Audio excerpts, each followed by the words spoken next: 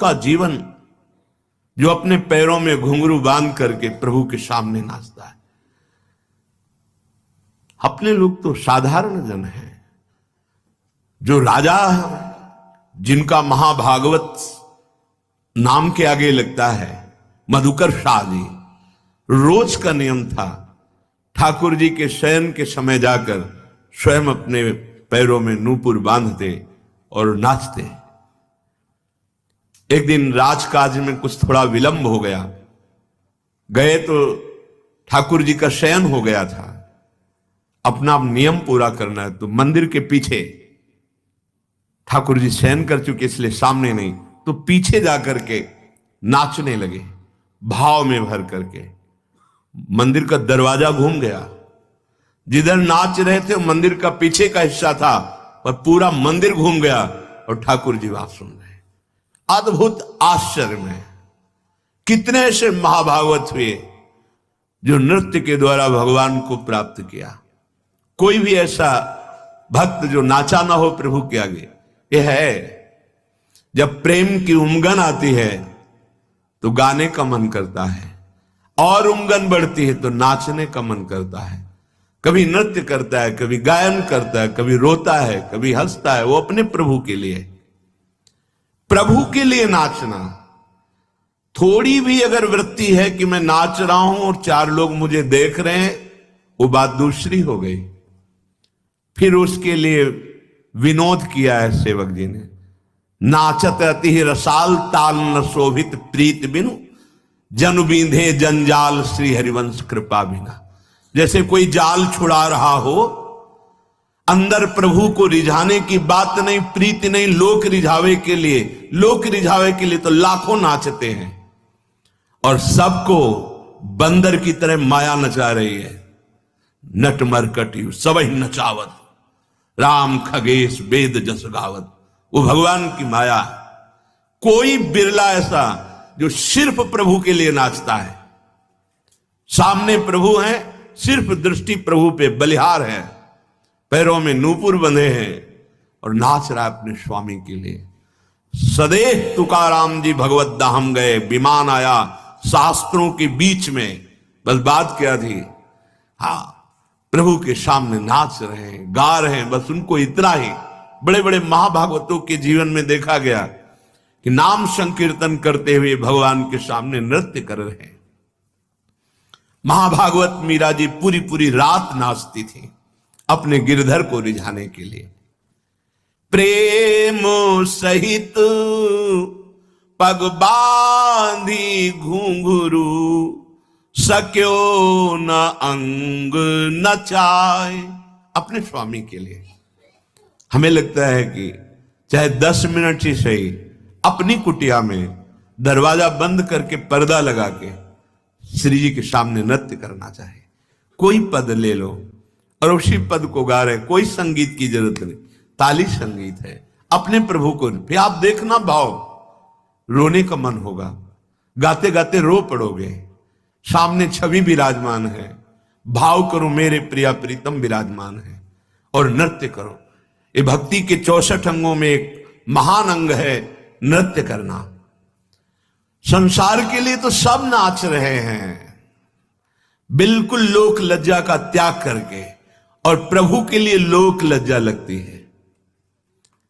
संसार का भाव न रखकर प्रभु के लिए नृत्य करे तो एकमात्र नृत्य ही भगवत प्राप्ति करा देगा।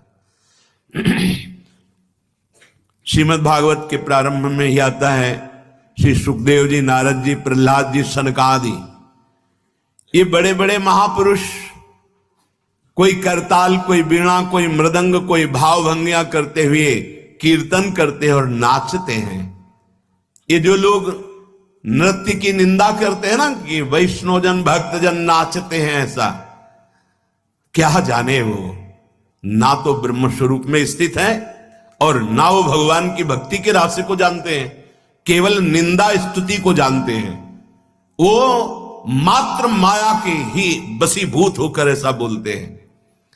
नहीं, औरों की तो बात जाने दो। ज्ञानियों के परम गुरु भगवान शंकर तांडव करते हैं जब गोविंद के चरणारविंद उनके ध्यान में आते हैं। तांडव भगवान और स्वयं जगत गुरु भगवान श्री कृष्ण जो गीता गायक है, अद्भुत नृत्य कला के आचार्य हैं। आज तक कोई ऐसा नृत्य नहीं किया जैसा लालजू ने किया। कालिया के फणों पर ताल के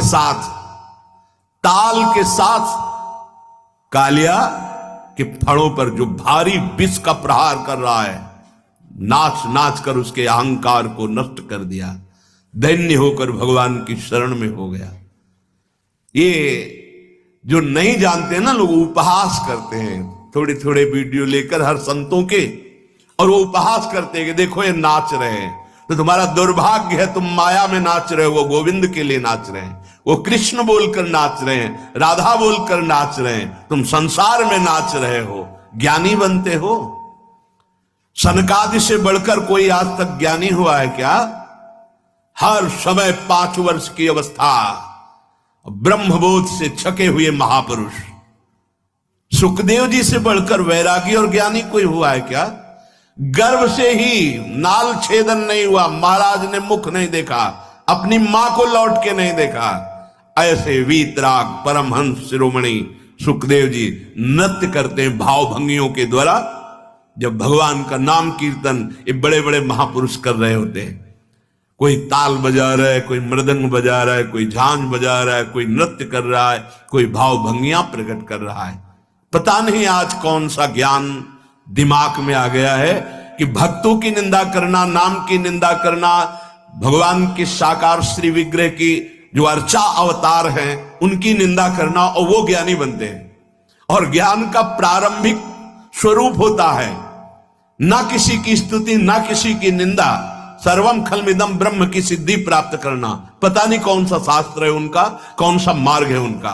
इन महापुरुषों को देखो जो सृष्टि में सर्वोपरि तत्व को जानने वाले, और भगवान के लिए कैसे भगवान के चरणामृत को परम ज्ञानी बोध संपन्न गुरुओं के गुरु भगवान शिव माथे पे धारण किए हैं। आज भगवान की शिव विग्रह की अर्चना वंदना को अविद्या समझते हैं। बहुत सावधान।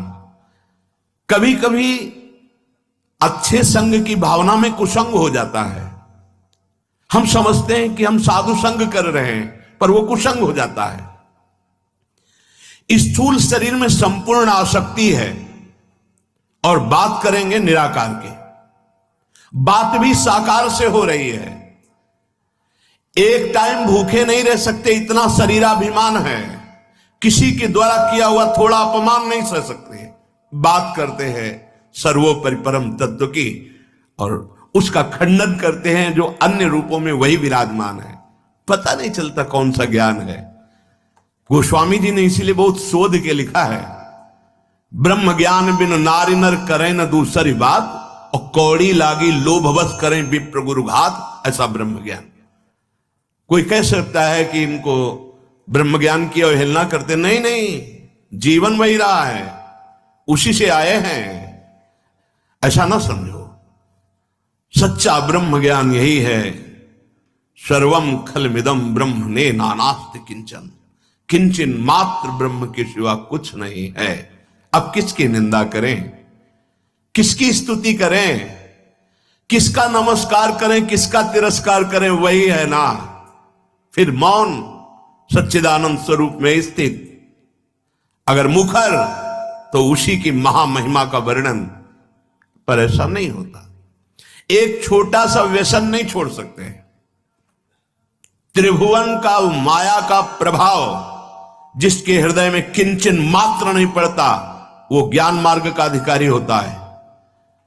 जिसको किसी भी तरह से कहीं भी आसक्ति नहीं है, कहीं भी, न जगत में न भगत में, पक्का वो जहां बड़े बड़े महान बोध संपन्न हुए, वो बहुत ऊंची स्थिति ज्ञान की। आज शरीर आसक्त हम बात करते हैं ज्ञान की, इसीलिए नाम जप करो तो बुद्धि शुद्ध हो जाएगी। तब आपको पता चलेगा ज्ञान किसे कहते हैं।